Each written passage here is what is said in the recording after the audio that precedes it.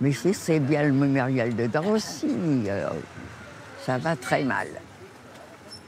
Ça va mal. Je suis complètement à côté de mes pompes. Venez, on va vous offrir un café. Bonjour à tous et à toutes. Bonjour.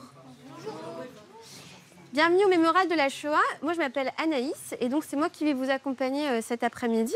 Mais surtout, vous allez être accompagnée aujourd'hui par Ginette Kolinka. Alors, vous avez déjà vu Ginette ? Non, elle est juste à côté. Ginette, si vous pouvez venir à côté de moi. Non, c'est parce que ils sont tous en train de me regarder. Je comprends, je suis une belle fille. C'est vrai. Je vais dans les écoles qui m'invitent. Est-ce que vous savez, la Shoah, qu'est-ce que c'est ? Ouais ?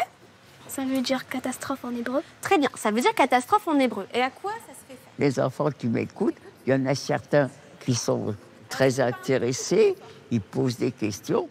Puis il y en a d'autres qui écoutent parce qu'il faut écouter. Et puis il y a ceux qui écoutent et qui disent « ils ne sont pas tous morts ».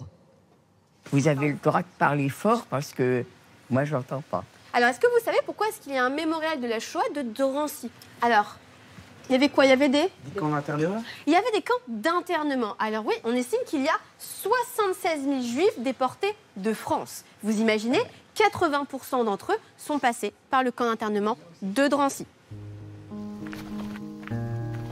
La seule chose que je me rappelle de Drancy, c'est qu'on y a laissé tout ce qu'on pouvait avoir en tant que papier, petits bijoux, argent.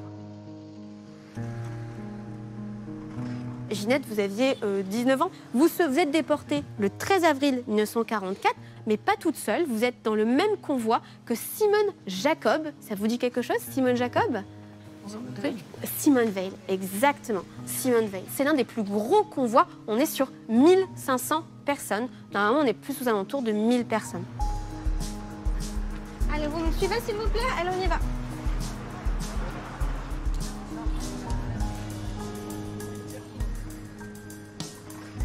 Donc, on va s'avancer vers ce wagon pour évoquer son histoire.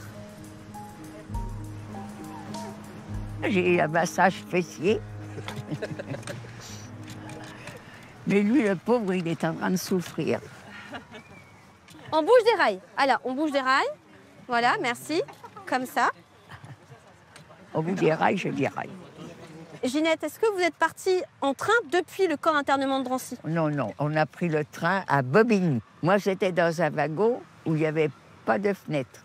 Donc, imaginez un wagon où il n'y a pas de fenêtre, où vous avez 70, 60, 80 personnes qui sont là, sans s'être lavées pendant 3 jours, sans avoir fait leurs besoins sous eux, ben c'était une infection. Une infection.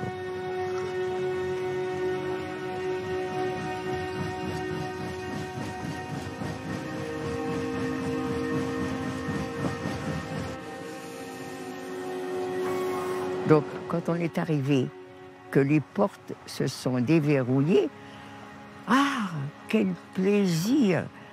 Un air très, très, très froid qui est rentré dans le wagon. En 2 minutes, c'est fini. Il n'y a plus cette mauvaise odeur.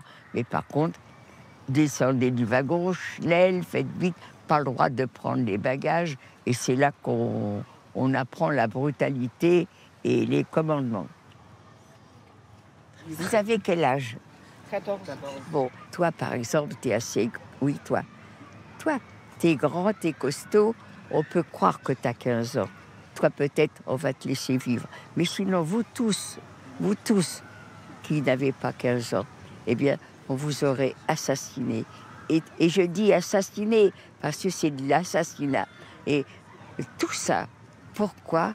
Simplement parce que un monsieur qui s'appelait Hitler haïssait, je dis bien haïssait, les gens de ma religion. C'est pourquoi que je dis maintenant, là, vous avez des personnes qui sont musulmanes, vous avez des personnes qui sont chrétiennes, vous avez des personnes qui sont athées, mais vous êtes ensemble, vous vous accordez, vous êtes des copains d'école. Eh bien, bravo, continuez comme ça, même quand vous serez adulte.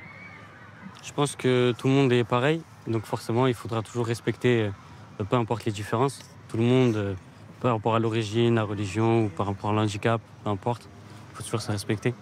On est tous pareils. Allez-y. Parce que c'est trop fragile. Allez, venez. C'est vous qui poussez. C'est bon, on va le poser, on va le poser. Avez-vous pensé au suicide? Penser au suicide? Jamais. Malgré tout ce qu'on a subi, supporté et tout, eh bien, il y a eu très très peu de suicides. Est-ce que quand vous avez été déporté ici à Drancy, est-ce que vous vous attendiez à ce qui vous est arrivé après, à Auschwitz? Si seulement on avait su ce qui allait passer, il y aurait eu des révoltes avant le départ. Ça n'aurait pas donné grand-chose, on nous aurait fusillés, mais il y aurait eu des révoltes. Alors que là, pas du tout. On acceptait ça, mais ce n'était pas des camps de travail. On allait à la mort. Et ça, si on l'avait su, on n'aurait pas été aussi gentiment dans les trains.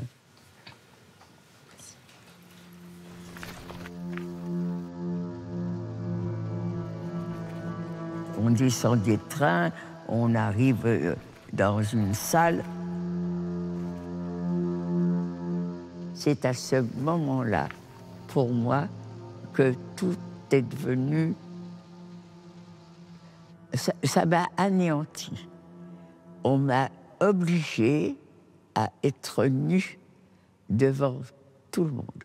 Et vous avez une bonne femme qui vous écarte les cuisses devant tout le monde et qui vous enlève les poils du sexe. Pour moi, c'est des moments tellement, tellement, tellement affreux qu'à partir de ce moment-là, je ne suis plus rien. J'étais anéantie complètement. J'étais devenue une locumène à qui on pouvait faire tout ce qu'on voulait, aucune réaction. On peut remercier Ginette de son témoignage qui... Non, je ne veux absolument pas qu'on me remercie. Je ne veux pas qu'on me remercie. C'est moi qui dois remercier tous ces enfants, ces élèves. Ils m'ont écouté et je leur demande d'être des passeurs de mémoire. Et passeurs de mémoire, ça veut dire qu'il faut que vous racontiez ce que vous avez écouté. La haine mène à des Auschwitz. Ce qui est arrivé, il ne faut plus que ça recommence. Et pour plus que ça commence, il faut que vous qui m'écoutiez parler. J'aimerais être dans un trou de souris et écouter ce que ces enfants vont dire à leurs parents. Et je me dis peut-être que ça va faire un débat.